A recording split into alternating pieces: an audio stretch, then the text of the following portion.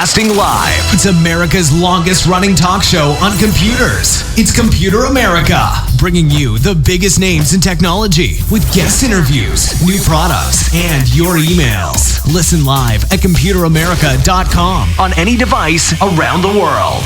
Email the show at live@computeramerica.com or find us on social media. Be sure to check out our website for contests, giveaways, show notes, live video stream, podcasts, and more. You're listening to Computer America.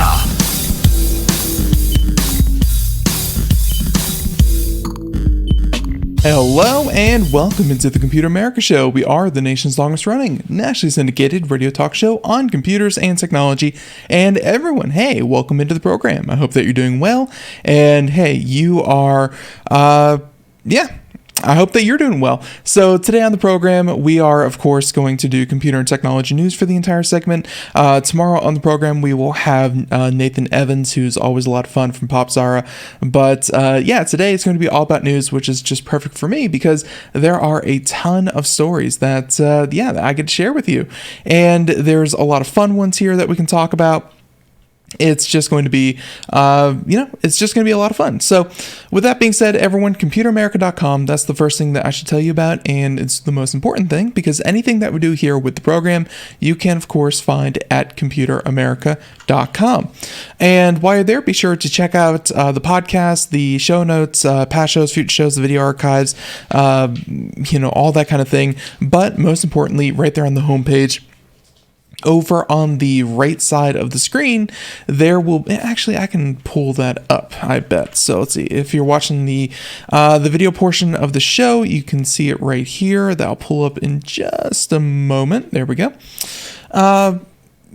Right here on the right side of the screen, Computer America contest, although I need to change that to Computer America giveaway because it's not a contest, it is a giveaway.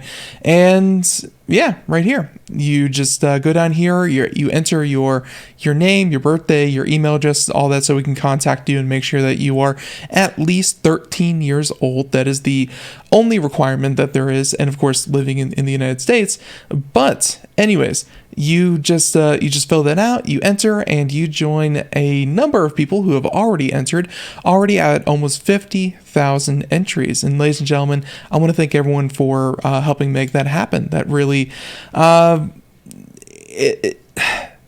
it's definitely a lot of fun that we can give something back to our audience because our audience has given so much to us. And of course, the big prize is we're giving away 5 $100 Amazon gift cards as well as book suites, and we have more products that are coming in from other companies later on in the month. And we'll draw all of the winners at the end of the month and get everything sorted out, shipped out. So you have the entire month of February. There are even daily prizes as well, so you can enter multiple times, not just once, but daily as well. We highly recommend that you do that. And there you go. So computeramerica.com, definitely give that a look. Okay, now with all that being said, let's go ahead and get into computer and technology news. And that is, of course, brought to you by Computer America. Here we go.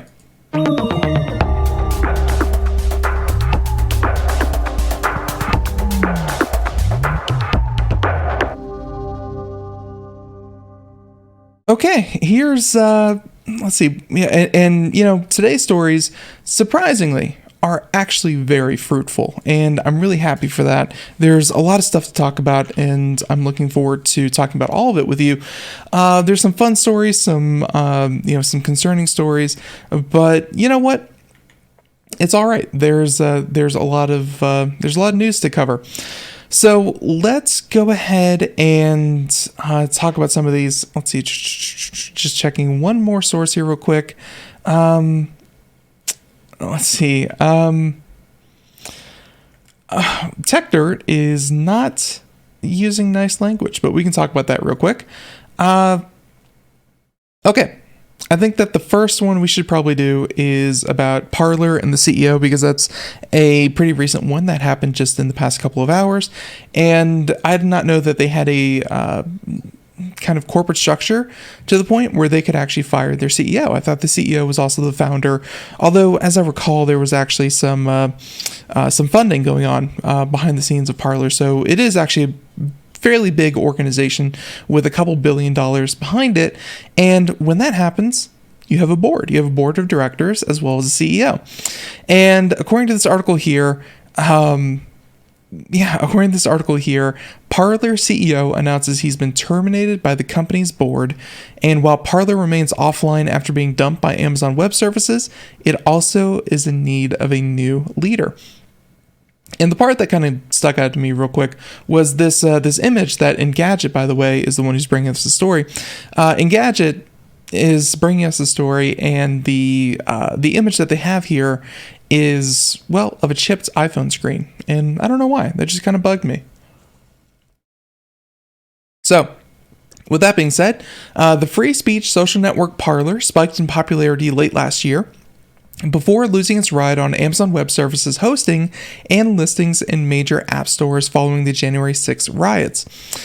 Now, according to Fox News as well as the Wall Street Journal, the CEO, John Matz, is out, informing staffers in a memo that he has been terminated by the board members at the behest of a major Republican political donor. And yeah, there you go. So I guess money talks. And the app had been a preferred outlet for those who were seeking, and even some of our users here, on the show who we've talking to, have kind of taken a liking to Parler.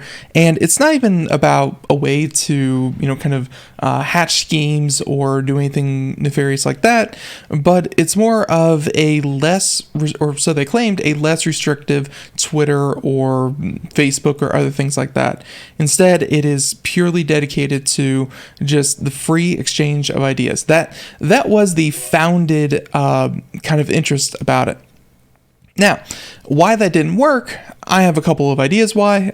We even reposted we reposted an article written by a university that really outlined the differences between moderation and censorship. And I know that people are very quick to point out that, hey, they do the same thing. They take down someone's opinion and that kind of thing.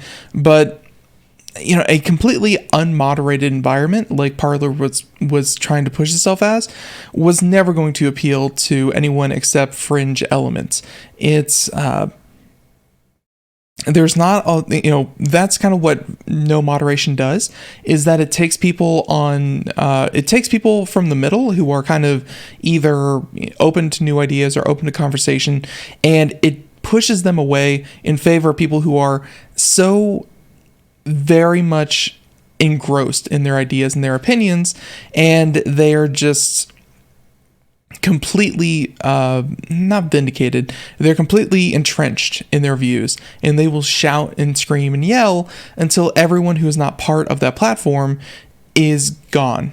And that's kind of what no moderation does, and that's what we saw there. That's why there was no kind of like liberal part of Parler. It was strictly a platform that conservatives used. But still, Parler CEO announces that he's been terminated by the company's board, and hey, I guess for now, we'll leave it at that. Okay, so there's that article, and let's see, so we'll go from that one to something a little bit less divisive, and how about this one? A true, well, I can't call him a Luddite. I mean, he's probably one of the earliest AT&T customers. So, I don't know. Someone who likes traditional ways. Ars Technica, AT&T customer since 1960. This gentleman is 60 years a customer.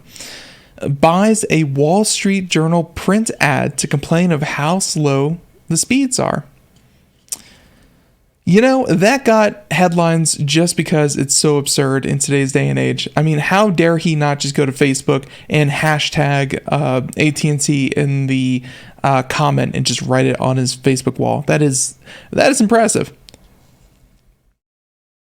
Now, a man who has been an AT&T customer since 1960 has a message for the CEO, John Stankey.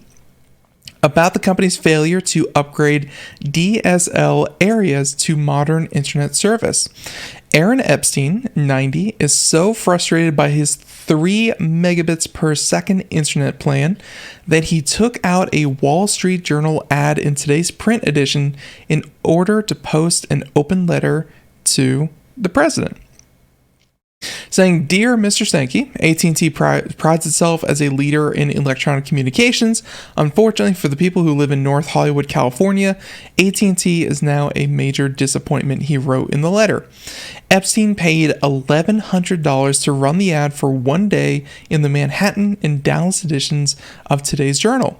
He told Ars in a phone interview he chose the Manhattan edition to reach the investors who might want to pressure AT&T into upgrading its network in Dallas because that's where AT&T is headquartered. So, 2 fairly big markets. Good for him. Saying, quote, "We need to keep up with our current technology and we have to look to AT&T to supply us with fast internet service," he wrote in the open letter to the CEO. Saying, quote, "Yet, although AT&T is advertising speeds of up to 100 megabits per second for other neighborhoods, the fastest now available to us from AT&T is only 3 megabits per second. Your competitors now have speeds of over 200. Why is AT&T, a leading communications company, treating us so shabbily in North Hollywood?" Very well written, I gotta say. That is the perfect letter to write them. So, yeah, the digital version of the Wall Street Journal print edition, available online to subscribers, shows that Epstein's ad ran today on page A7 and took up the bottom left corner of the page. We first learned of Epstein's ad when a Twitter user posted the picture of the print edition. If you're watching the video portion, yeah, we'll go ahead and show you right here. And there you go, paid for by Aaron Epstein. He even gives his email address, which, as you would guess, is older than anything I've seen in a long time. It's at pacbell.net. At pacbell.net.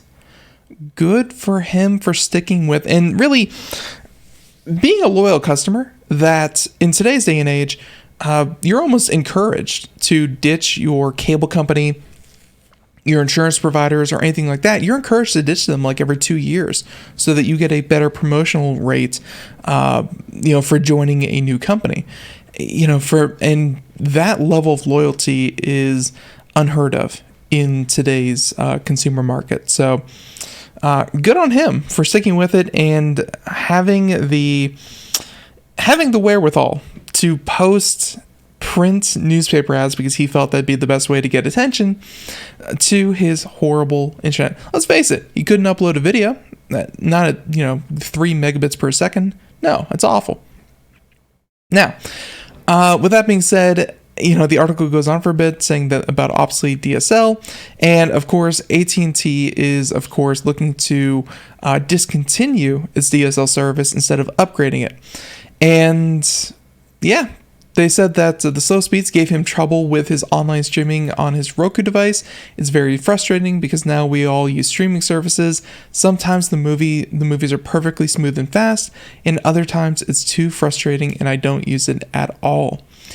And with that being said, they have other options for their cable providers, but he noted that a technician could probably set things up and he could use AT&T phone service and Charter internet.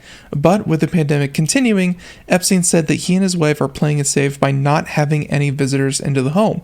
So he's not able to get new internet because of his, and rightfully so, because he's trying to stay safe during COVID. Now, with that being said, Epstein says he pays AT&T about $100 a month for at home for 2 phone lines, which, by the way, also is something being antiquated. 2 phone lines and internet service, and $49 a month to Charter for cable internet. Epstein also pays AT&T for phone and internet service at his business, but he said the slow internet doesn't bother him much in the office because he only uses it for email. Here you go. It's Let's see. So we'll say that AT&T provided the following statement, quote, "We continually enhance our investment in our wireline networks. We have invested more than $3.1 billion in our Los Angeles area networks from 2017 to 2019. That seems like almost even as big of an indictment for what AT&T is doing and how they're operating. $3 billion, and this gentleman has been a customer for 60 years and hasn't seen a speed increase in probably 20 years. That's like early 2000s, modem. Like, yeah, let's face it, it's DSL speeds. It is strictly DSL speeds, like pre-cable speeds. And the fact that other companies are able to step in and give him that faster internet service, that's at least one saving grace about this story. But craziness. And again, the best part was, the print ad to get their attention. It's pretty cool. Okay. So there's that story. I was just talking about this with someone before the show, and it was about Ancestry, 23andMe, and, maybe privacy rights came up here and there, but I digress. 23andMe, still a business, and in fact, it's so much a business that it's looking to go public. That's right. Saying that it's merging with a Virgin company to make the deal happen. And I'm sure Virgin means the Virgin line of companies like Virgin Air, Virgin Galactic, Virgin Galactic, and this looks like Virgin's VG acquisitions, and the deal values the company. The deal values 23andMe at about $3.5 billion and should give the company the finances it needs to boost its personal healthcare and therapeutics plan. Saying it should have over $900 million in cash, for instance. That's a good start. That's a good start for any company that looks to go public. Now, the merger is expected to close in the second quarter of 2021 and will have private $25 million investments from both 23andMe Chief and Wojcicki, and Virgin Sir Richard Branson. There you go. Now, while 23andMe didn't say much about the strategy that it might go public, it was keen to promote its contributions to genetic research and its involvement in therapeutic programs for conditions like cardiovascular disease and respiratory issues. Sir Richard Branson suggested the public offering could help 23andMe revolutionize personalized medicine. So what they're talking about there, obviously, I think a lot of people are familiar with DNA testing and genetic testing. What 23andMe does right now, it is DNA testing to an extent. They look for, certain markers within your DNA to kind of say that, people who shared these markers are from this part of the world. They are, they're of this ethnicity, this origin, this kind of thing. Like, a lot of people get them for, maybe advanced cancer screenings and, kind of knowing where people come from. But they're hoping to take that a step further and really dive down and do something that is much more expensive for the individual, but in the healthcare space makes all the difference. And that is looking for specific to you. Like, it's not even like, do you have this marker? Yes or no. It's what markers do you have? Are you predisposed to having certain types of cancer? Are you predisposed to having cardiovascular disease? Are you predisposed to having asthma, for instance? And they want to drill down and really make a personalized lifetime, kind of healthcare plan. And that's something that hasn't really been possible up until now. And, hey, it's still not even really possible because, again, like the thing that you pay like $49 for is not necessarily the thing that you pay like $49 for from Ancestry or 23andMe or any of these companies. You're just getting like the bare bones basic, almost like someone was like looking at your appearance in general and saying, here's the basics, here's the obvious stuff. It's not personalized to that extent, and it could be better. So maybe a publicly traded company with a lot more cash flow could bring this service to a lot more people a lot faster. It's where medicine is going to go. That's just the end of it. Medicine has to advance to the point where it's not just, oh, well, we're reacting to this, we're reacting to that. No. Medicine has to be proactive, and medicine has to be hyper specific and catered to an individual. It's not just waiting for symptoms to show up and then reacting to those symptoms. It's knowing exactly, oh, this person is highly likely to develop cardiovascular disease. Let's get them on a diet and exercise program that is meant to reduce the risk of this, and this. Maybe if they have the markers for breast cancer, we can start screening for breast cancer. Instead of telling people, I think now it's like after 40, I think it's like every 3 years or something like that. Or maybe even after 50, maybe instead they say, okay, this person's predisposed to it. How about every year we have this person come in, and everyone else who does not have it can come in every 3 years. It's a lesser strain on the system. It's more hyper personalized, and it's just going to be better overall to catch these things before they're actual problems, or at least life-threatening problems. So I'm excited. I think 23andMe can definitely change healthcare as we know it. It just needs the opportunity to do that. And also, I mean, at least they haven't been caught falsifying records. Like, the worst 23andMe does is, in our opinion, is of course, the worst thing that 23andMe does is hand over DNA to the police.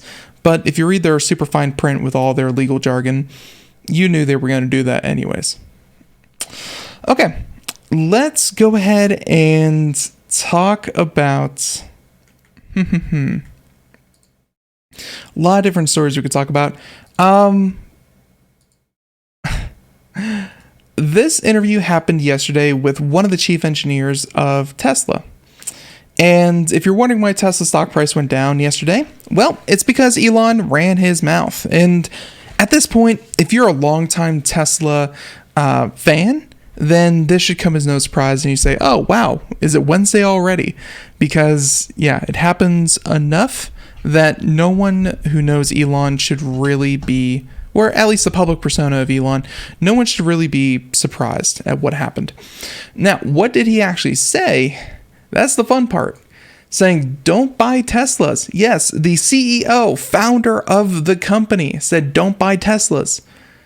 But there's a caveat, during a production ramp. And when that exactly happens, who the heck knows? But yeah, he's saying either buy it right at the beginning or when the production reaches a steady state. There you go. And to me, this article... And by the way, this is Sean O'Kane by The Verge. And this whole thing came at kind of like an obvious kind of thing where, how do you put this? If you sold watermelons and someone said, oh, if you were the salesperson, you'd say, oh, buy every single one of my watermelons. My watermelons are great. Watermelons are good. But if you are a realist, if you actually know about watermelons, you say, oh, you have to test them first. You have to do that knocking thing and listen for something or other. Look for any squishy spots. Look for any kind of rotted bits. Buy the best melon that you can buy. So the salesperson would say, all of our melons are top quality. They're great. They're perfect. Excellent. Elon Musk is being the watermelon realist, where he's saying, our watermelons are going to have some issues at certain points. And let's go ahead and switch from watermelons to cars, saying that during a production ramp up, there are issues. When you do something like producing, in his case, he was talking about producing 10,000 cars. It was, they had all the kinks worked out. Everything was fine. Everything was good.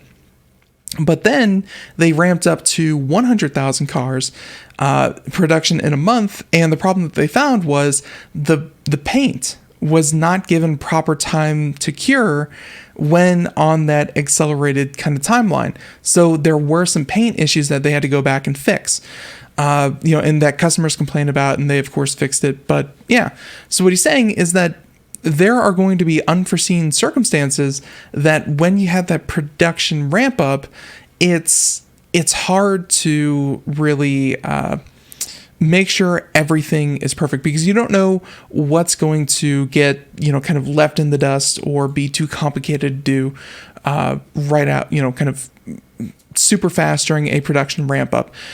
He said that you should buy them either at the beginning of a production ramp up, because they know that, the first ones are going to be good because they've all been quality checked and they're good.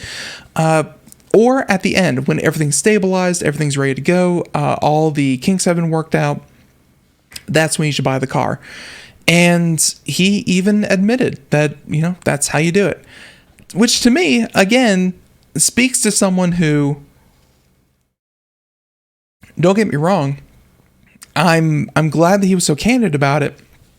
But it really goes to show the difference between a CEO who is very measured about his words, and, if he has to deliver bad news, he'll kind of say it in a roundabout way, or she will say it in a roundabout way. But Elon, he's just kind of, here was the issue, we fixed it, and yeah, we're going to learn from it going forward. And that's something that really sets Elon apart from a lot of other CEOs. So also in that interview, and by the way, you should listen to the interview here with Sandy Munro. And he's saying that Munro then asked why his brand new Model 3 sedan had paint issues when another one built a month later was spectacular. Musk said that toward the end of last year, even in the course of December, they've improved the paint quality. There you go. Now, let's see, and actually a direct quote from Elon Musk saying that one of the things that was happening when we were ramping up production was that the paint wasn't necessarily drying enough. So it's like, if you go faster, you just discover these things. Like, if we knew them in advance, we would have fixed them in advance. By the way, Munro is well known for tearing down cars of all types, but his critiques of Tesla vehicles are especially popular. His examination of a Model 3 in 2018 was particularly tough, comparing the quality to a Kia from the 1990s, saying, quote, "I can't imagine how they released this." Saying, and I thought your criticisms were accurate. So even though he's one of the harshest critics of Elon, he came on his show and he looked him in the eye and said, "Hey, you were right." And he's saying that it's one of the more illuminating interviews Musk has granted in a long time. He and Munro also went deep on a number of other Tesla topics, like the company's custom seats, how it's trying to avoid similar quality problems in a lot of its other features. And by the way, the whole seat issue, if you don't recall that, in the original Tesla Model S, that was like the $60,000-$70,000 model car, they were famously bad. They were really poor quality. They were really firm, I guess would be a way to put it. They were some of the worst seats. I think that that was rated time and time again. They were some of the worst seats in a luxury sedan. And even the Model 3, which came in at about half the price, had much better seating than the much more expensive car. So, by the way, Elon Musk even addressed that and said, our seats have gotten better, and they knew about the issue, when they were doing it. But hey, you got to put a car out. And like I've said, it's not easy to start a car company in today's day and age. There's a reason why the majority of car companies that you know and you trust have been around for 110 years. It's not easy to start a car company, and there are so many competitors to Tesla that are just folding left and right. Like they're jumping from one lifeline to another on $10 million grants here, $50 million grants there, and they don't have nearly the free publicity that Elon Musk has every time he just says something. So I don't know how any other car company or any other competitor to Tesla is going to make any headway until, they're not going to make any headway until something changes. But hey, maybe the thing that needs to change is that electric car revolution. Could just be. So everyone, there's that story. Let's go ahead and continue on here. That was story number 4 that we just did. Story number 5. And by the way, bottom of the hour, I want to say again, welcome into the program. If you're just joining us, a whole hour of computer and technology news, and as well as that, if you want to go over to computeramerica.com, over on the right, we're doing a giveaway. Yep, for the entire month of February. Jump on that while you can. Win yourself some money or other great prizes from our guests and our partners. And in the meantime, hey, sit back, relax, enjoy, and feel free to tune in. We're live Monday through Friday, 4 p.m. to 5 p.m. Eastern every single week. Okay, now, story number 4, story number 5. Let's go ahead and jump into it.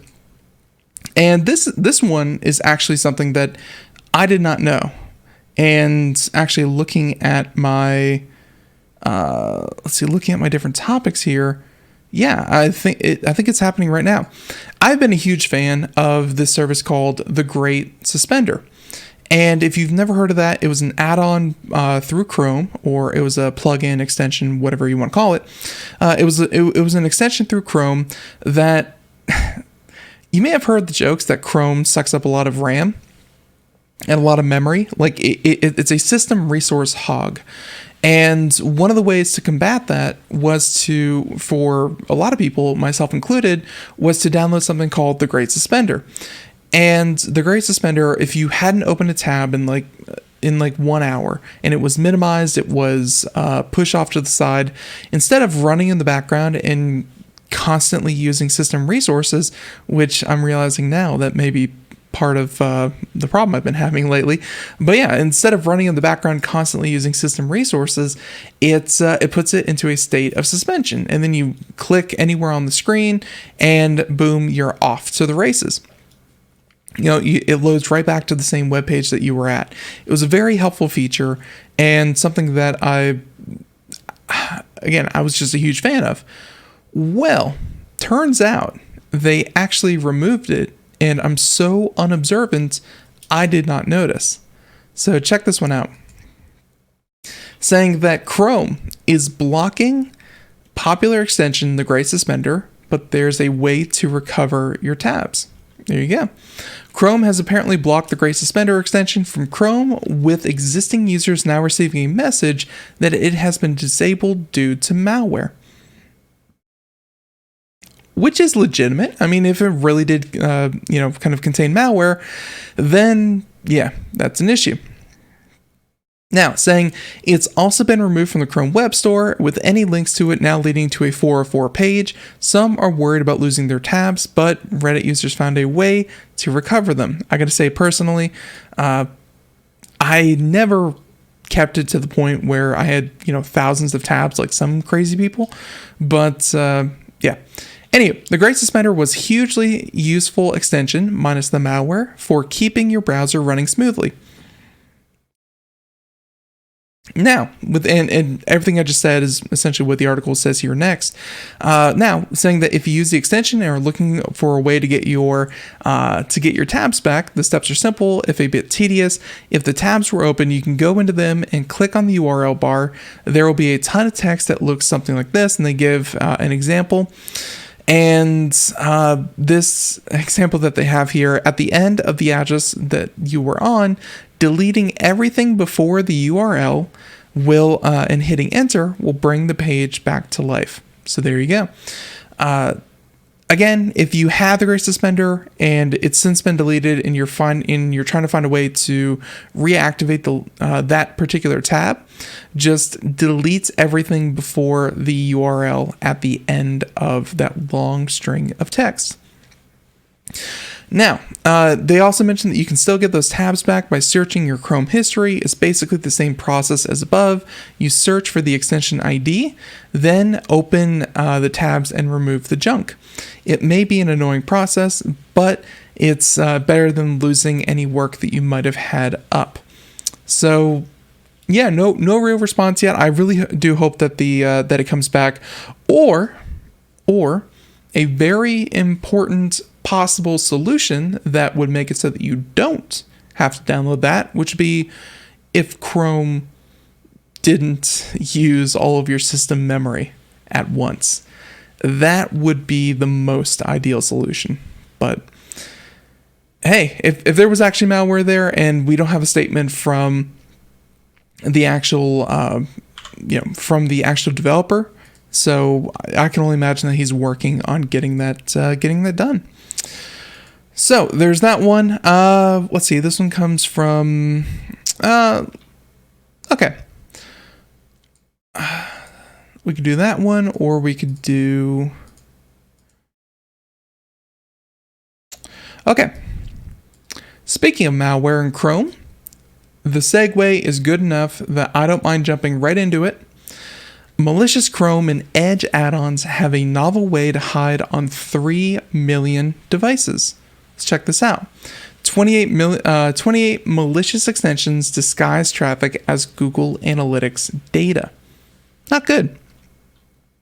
In December, Ars reported that as many as 3 million people had been infected by Chrome and Edge browser extensions that stole personalized data and redirected users to ad or phishing sites. Now, the researchers who discovered the scam have revealed the lengths the extension developers took to hide their nefarious deeds. Now, as Ars Technica previously reported, 28 extensions available in the official Google and Microsoft repositories advertise themselves as a way to download pictures, videos, or other content from sites including Facebook, Instagram, Vimeo, and Spotify. Now, behind the scenes, they also collected the user's birth, dates, email addresses, and device information and redirected clicks and search results to malicious sites. Google and Microsoft eventually removed these extensions. Now, a name that you might not have heard in a while. Researchers from Avast Security. Avast said on Wednesday that the extension developers employed a novel way to hide the traffic and that was sent between the devices and the command and control servers they connected to. Specifically, the extensions funneled commands into the cache control headers of traffic that was camouflaged to appear as data related to Google Analytics. And by the way, websites used to measure visitors' interactions. So with that being said, they have a statement here from Avast saying, quote, cache flow was notable in particular. Cache, by the way, being cache or, like a system cache. Flow was notable in particular for the way the malicious extension would try to hide their command and control traffic in a covert channel using cache control HTTP header of the analytics request. We believe this is a new technique. In addition, it appears to us that the Google Analytics style traffic was added not just to hide the malicious commands, but that the extension author were also interested in the analytics requests themselves, saying that they believe they tried to solve two problems, command and control and getting analytics information, in one solution. There you go. Now, the attacker server would then respond with a specific formed cache control header, which the client would then decrypt, parse, and execute. The extension developers use other methods to cover their tracks, and they also mention things like waiting 3 days after infection to activate malicious functionality, checking every Google search query a user made. In the event a query inquired about a server the extensions used for command and control, the extensions would immediately cease their malicious activity. So this is actually some pretty sophisticated malware. In fact, one that constantly looked over your shoulder and went, oh wait, are you asking about me? And then when it thought it did, it would, shrink back down and not do anything else that might get it caught. Now, based on the reviews of some of the extensions, the campaigns appears to have been active since October 2017. They said that the stealth measures it uncovered may explain why the campaign went undetected for so long. And by the way, the countries that were most affected by this, Brazil, Ukraine, and France, the trifecta, the three that you always lump together, Ukraine, Brazil, and France. But still, it's nice little follow-up from Avast, and that is certainly some new malware. I definitely love hearing about how criminals are able to get their malware on, kind of past detections, because it really is a game of intrigue, of cat and mouse, kind of who can do it better and who can do it faster and smarter and that kind of thing. So yeah, they had the leg up for 3-4 years over the security officials. So that was very cool to see. Now, with that being said, let's go ahead and move on to our next story. How about some video game talk? Just real quick. EA, the one, the one that was voted like the worst company, I think, after Comcast, and then like EA. But still, love them or hate them, sometimes they put out some really good games. And let's face it, they have an instant money printer every year with their sports games. Their NBA, their NFL, their FIFA titles. All of them bring in untold amounts of money, and looks like $1.2 billion of that money is going into what? Well, it's going into buying Codemasters. Here you go. With 63 out of 76 shareholders approving the bid, those who voted for the deal would hold just under 99% of the total Codemasters stock. And competition regulators in Germany and Austria have rubber-stamped the acquisition, and a court hearing will take place February 16th. Barring any problems, EA should close the deal by the end of spring. Codemasters will then be a part of the new subsidiary called Codex Games. Check that out. So for a while, it seemed like Take-Two Interactive would be Codemasters' destination. The Grand Theft Auto publisher made a bid of almost $1 billion in November, but EA swooped in with a higher offer the following month. And in its quarterly earnings, EA said that it will be able to release a new racing game every year after it seals the purchase. EA already had some racing franchises in its portfolio, including Need for Speed and Burnout games.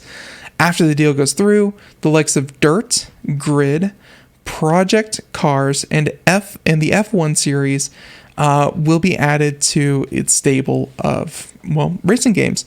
Dirt, I think, is a pretty fun one. Grid, never heard of. Project Cars, not too familiar with. F1, though, pretty familiar with. But yeah, it seems like it's not like they're buying that. I mean, the past catalog is definitely going to be, kind of among them, but yeah, they're going to be able to put out a racing game every single year if they're able to get this. So lots of work cut out for the studio. I hope that they're up to the task, because Need for Speed, of all the franchises listed there, Need for Speed is probably the one that I'm most nostalgic for. Need for Speed Underground. I think everyone played that back in the day. Super popular. So there you go. Okay, so that story real quick, and then we can go ahead and move right on into okay, and then we can move right on into two Google engineers. This is coming directly from Reuters. Reuters doing amazing reporting. And another example of, I think, Google employees trying to stand up for what they believe is right. Two Google engineers resign over firing of AI ethics researcher Timnit Gebru. There you go. An engineering director and a software developer have quit Alphabet Inc.'s Google over the dismissal of AI researcher Timnit Gebru, a sign of the ongoing conflicts at the search giant over diversity and ethics. Now, David Baker, a director focused on user safety, left Google last month after 16 years because Gebru's exit extinguished my desire to continue as a... I can't believe they actually say this. I need a sip of my coffee for this. To continue as a Googler. Yeah, a Googler. Now, he said in a letter seen by Reuters, adding, We cannot say we believe in diversity and then ignore the conspicuous absence of many voices from within our walls. Software engineer Vinesh Khanna said Wednesday on Twitter that he had left the company on Tuesday because Google mistreated Gebru in April. Christina Curley, a recruiter who has said she was wrongfully fired last year. Both Gebru and Curley identify as Black. Saying that they were wrong, Google declined to comment, but pointed to previous statements that it took, that it is looking to restore employees' trust after Gebru's departure, and that it disputes Curley's accusation.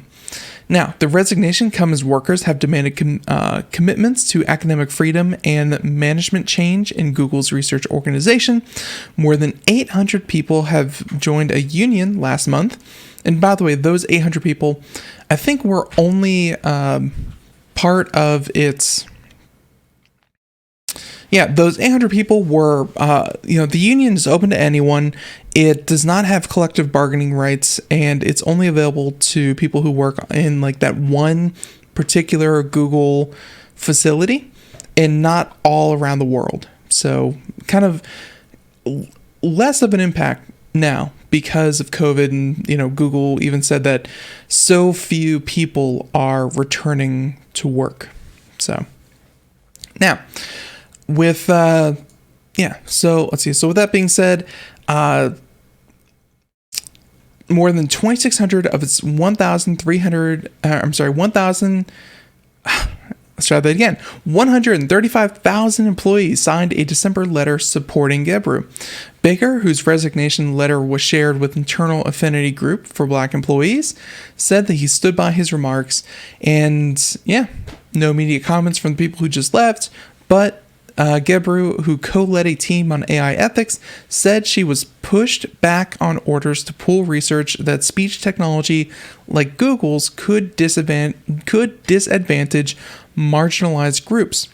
Reuters reported in December that Google had told some of its staff not to cast its technology in a negative light. So for bringing up completely valid reasons why there may be an issue with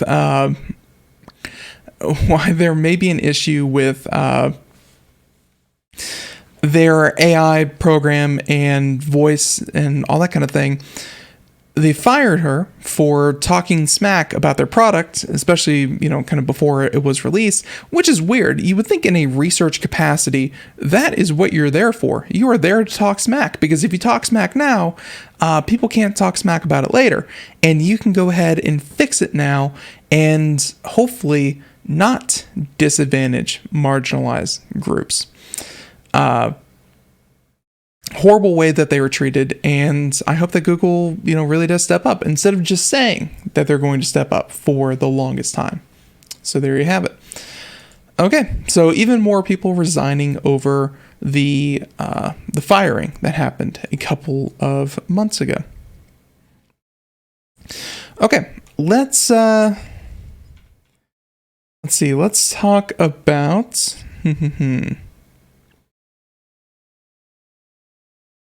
Let's talk about this one real quick. And actually, if I can even get into this one, let's see. Let's see. I might not be able to. Let me try one thing here real quick. This is about, let's see. Let's do that. This Hackerman's. And hopefully that works. I think it did.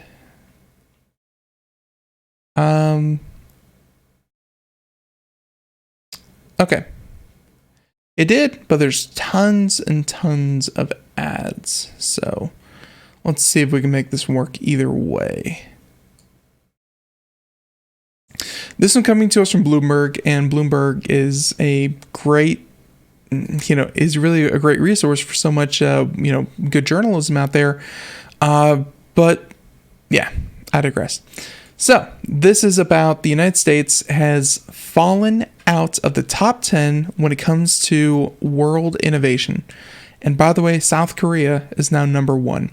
So let's find out why that happened and what it actually means to be an innovator in today's world. So let's see. So with that being said, South Korea returned to first place in the latest Bloomberg Innovation Index, while the U.S. Dropped out of the top 10 that features a cluster of European countries. Korea regained the crown from Germany, which dropped to fourth place.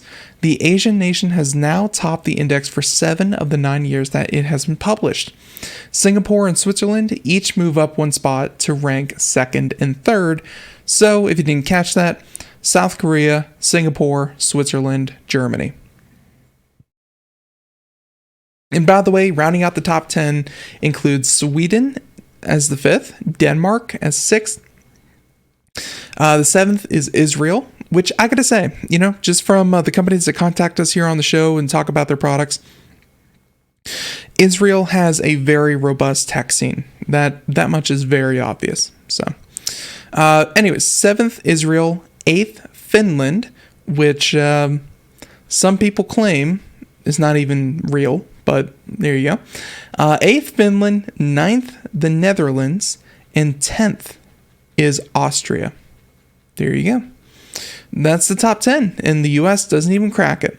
The 2021 rankings reflect a world where the fight against COVID-19 has brought innovation to the fore, from government efforts to contain the pandemic to the digital infrastructure that allows economies to work through it, and the race to develop vaccines to end it. Now, much of the Bloomberg data comes from before the virus crisis. Still, it's notable that many countries high on the index have been world leaders in areas that fight the pandemic, whether it's contact tracing or speedy vaccination. American names like Zoom Video Communications, although Zoom is a Chinese-based company, so either way, or vaccine maker Pfizer Inc. are among the past year's emblems of innovation, reflecting the U.S.'s top ranking for density of high-tech firms. The pandemic also spotlighted a difference in the kind of breakthrough, one that has more to do with policy and organization than technology or research. Saying, quote, "We should recognize that the available metrics miss important dimensions of innovation. Officials in Wuhan showed for the first time that in a couple of weeks, it is feasible to test 10 million residents of a city for coronavirus. This is a very important public health innovation." Many dispute that, though, and rightfully so. But Wuhan stuff aside. Now, Korea's return to the top spot is mainly due to an increase in patent activity, where it ranks top alongside a strong performance in research and development and manufacturing, saying that there's a near total agreement in South Korea that R&D is essential to have a future. It's sandwiched between more developed nations, which still outperform them in technology, and China that is catching up fast, relying on lower labor costs. It's very impressive that a country the size of South Korea, which I think has a population of like 10 million, it's either 10 or 50 million, not that big. Let's see. South Korea population, you're looking at 50 million. I'm sorry, I said 10. It was actually 50 million people. But still, a population of 50 million people is holding its own as an economy, sandwiched between juggernauts like Australia and China is, of course, there, and India right next door. I mean, there's so many other huge economies that could just swallow it up, and South Korea is certainly holding its own in that part of the world. Now, they say that second place Singapore, which has been allocating budget funds to help workers and companies transition to a digital economy, also scores high for manufacturing. Singapore, by the way, is a prime destination for getting things produced in Southeast Asia without having to deal with China directly. So I think that's why in manufacturing they're doing so well. And of course, with that being said, Switzerland, a leader in financial and biological technologies, ranks near the top in both of the index's research categories. So it seems like they've, they're really doing well. And by the way, it seems like, China was not included in the top 10 either. So, but I'm sure that they, if they rounded up to the top 20, there'd be a lot more countries that you'd be like, oh yeah, of course, of course they're up there. Now, with that being said, the ranking gap between US and China has steadily narrowed, as they say, although I'm still a little conspicuous of that, but still. Yeah, they even give all the information here on Bloomberg, and if you have a subscription, you can see all the data here and how they kind of rank here. The United States, by the way, comes in at number 11, dropping 2 positions.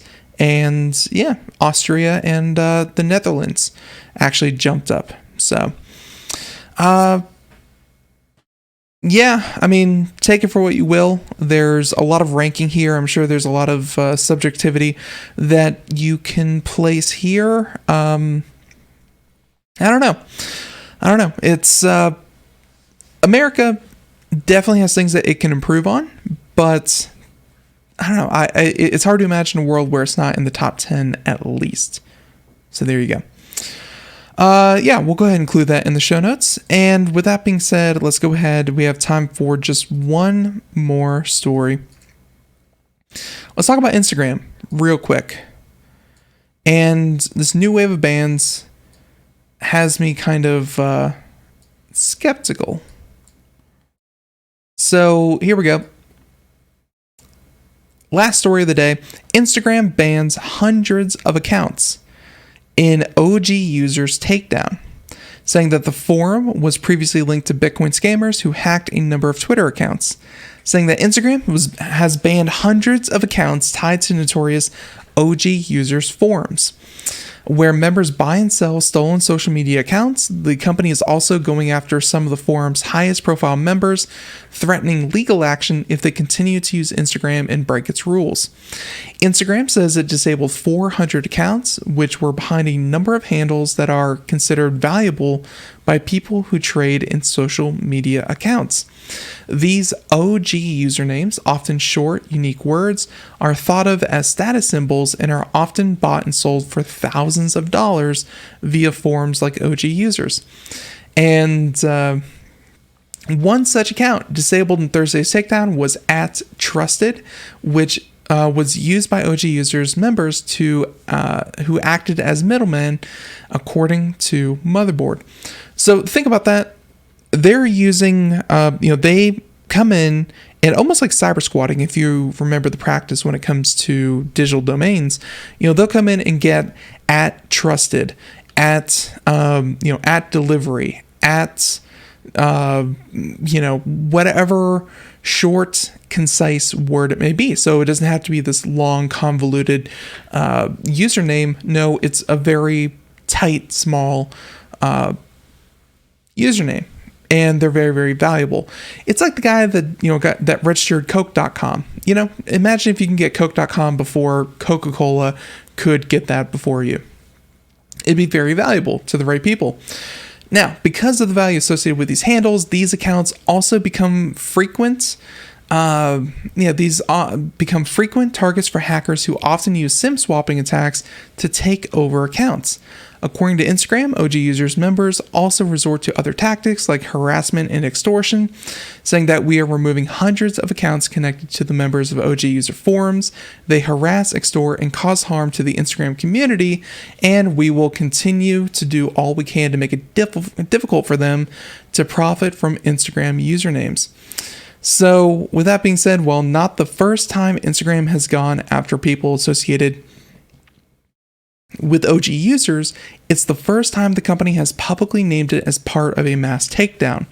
The forum was also linked to the massive Twitter hack last summer when Bitcoin scammers were able to access the accounts of Barack Obama, Elon Musk, and other high-profile Twitter users. By the way, that happened because someone was able to get in through a backdoor through a contractor who had access to a weird backdoor that should have never existed in the first place to send messages as anyone who had a Twitter handle, which seems like a really stupid thing to have. But anyways, according to security journalist Brian Krebs, TikTok and Twitter also took action against the accounts associated with OG users. It always surprises me how long these organizations and these groups of people can actually operate while, can actually operate while they do that kind of thing. And by the way, fun little fact, I did not know this, you can actually, in Chrome now, one of the updates that you could do, create a QR code for a particular page, which you can see right there. It's very cool. New little feature. It's, all you do is right click anywhere on the page, create QR code for this page, and the little Google dinosaur pops up right there in a QR code. Very fun. Everyone, hey, we'll catch you here next time. Tomorrow, we have the one, the only, Nathan Evans, popzara.com. We'll catch you then. Bye, everyone.